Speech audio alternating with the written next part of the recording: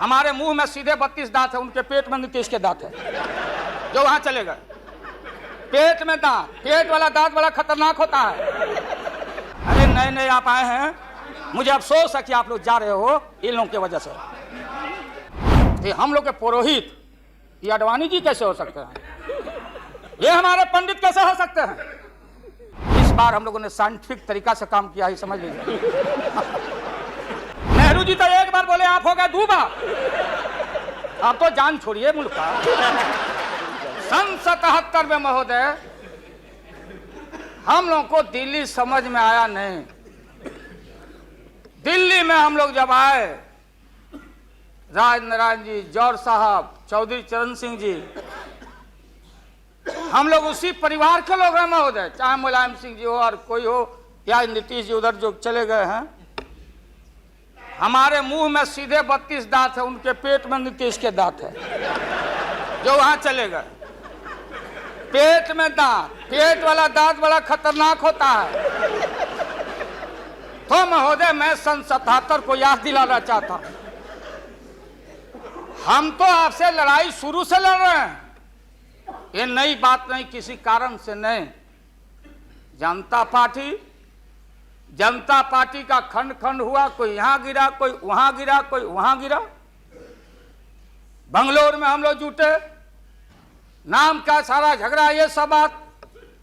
लेकिन सन 77 के सत्ता को हम लोगों ने लात मारा था। क्यों मारा? हम सत्ता के भूखे नहीं हैं। हमने उस सवाल को उठाया था। अरे नए नए आप आए हैं, मुझे अफसोस है कि आप लोग जा रहे हो इन लोगों की वजह से। सन 77 में दोहरी सदस्यता का सवाल उठाया गया था मजबूती से हम लोग के द्वारा कि अगर आरएसएस में रहना है, जौहर साहब भी बोलते थे, छाती पर हाथ रख के बोले, यही उठाए थे। हम तो लोग नए थे, हम लोगों ने कहा था या तो आरएसएस में रहिए या तो जनता पार्टी में रहिए। दोहरी सदस्यता नहीं चलेगा इस मुल्क में, और देश के सेकुलर कैरेक्टर और फाउंडेशन को हम लात नहीं मारेंगे। आपको याद होगा, इसलिए हम लोग टूटे और हम लोगों ने नारा दिया, चरण नहीं तो चुनाव। और हम लोग चुनाव में गए। चुनाव में गए, हमारी लड़ाई आपसे है। आपने कहा अब बताइए, हिंदू हिंदू हिंदू हिंदू हिंदुत्व हिंदुत्व हिंदुत्व, कौन विरोध करता? तो हम लोग के पुरोहित ये अडवाणी जी कैसे हो सकते हैं? ये हमारे पंडित कैसे हो सकते हैं? हम पंडित से पूजा कराते हैं। हमारी मां बहन गांव गए सारे लोग। ये ठेका आपने कैसे ले लिया? आज इस देश का सेकुलर कैरेक्टर, सेकुलरिज्म है, इसलिए राबड़ी देवी गांव की बेटी मुख्यमंत्री बनती है। देश की एकता अखंडता। जब भारी नाक पर पानी आया तो हमने कहा मीडिया के लोगों को, महोदय, लोगों ने पूछा कि क्या करोगे? हमने एक कैलेंडर कह दिया, क्योंकि लोग रोज बोलते थे दिल्ली में, नहीं जयललिता जी से पैचअप हो गया, लालू मुलायम में लड़ाई हो गई विगत दिनों में, कोई कुछ। अब हम जो है सो कि पहले बोल देते थे। इस बार हम लोगों ने साइंटिफिक तरीका से काम किया है, समझ लीजिए। क्योंकि साइंस और टेक्नोलॉजी का युग है। आप डंडा पहना छोड़ के अग्नि में प्रवेश कर गए हैं, अब पोखरण में।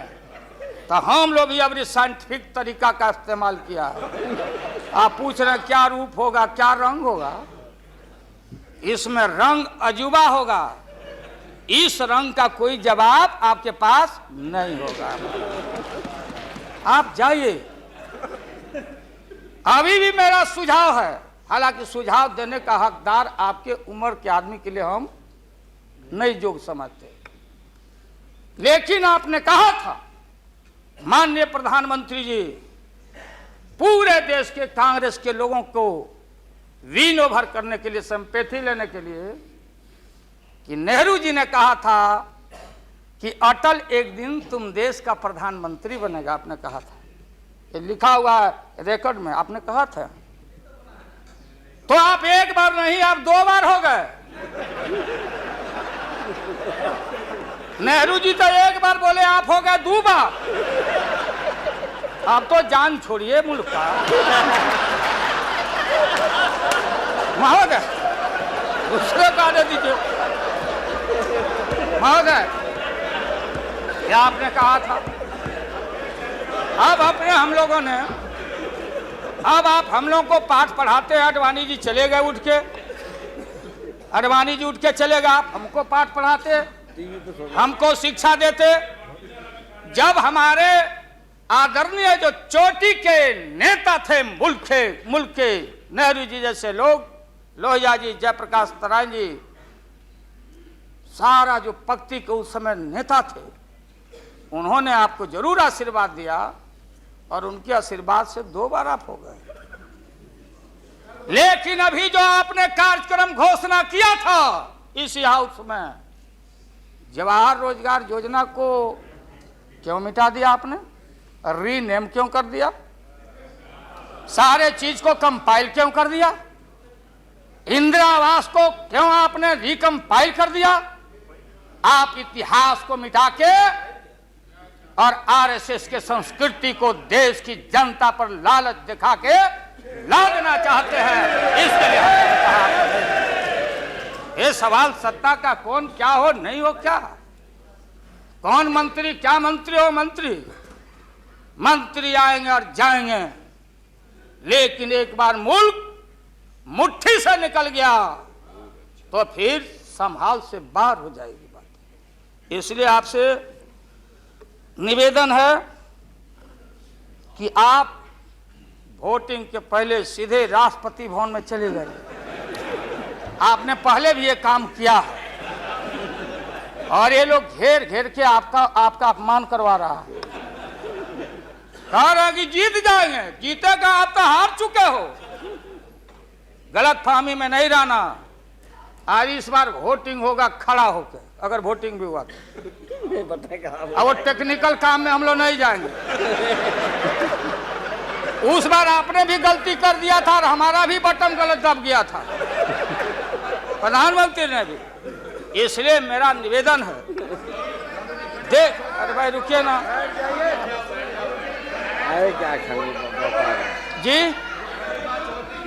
हैं? बोगस वोट पड़ी थी, उसका क्या हुआ? बोगस वोट जो पड़ा था ना, अबरी ऐसा दुरुस्त वोट पड़ रहा है कि हमेशा के लिए याद रहेगा, आपको बढ़िया से वोट पड़ेगा। इसीलिए मैंने कहा कि पीला वाला कागज नहीं रहेगा, कहाँ लाल जला, कहाँ उजर जला।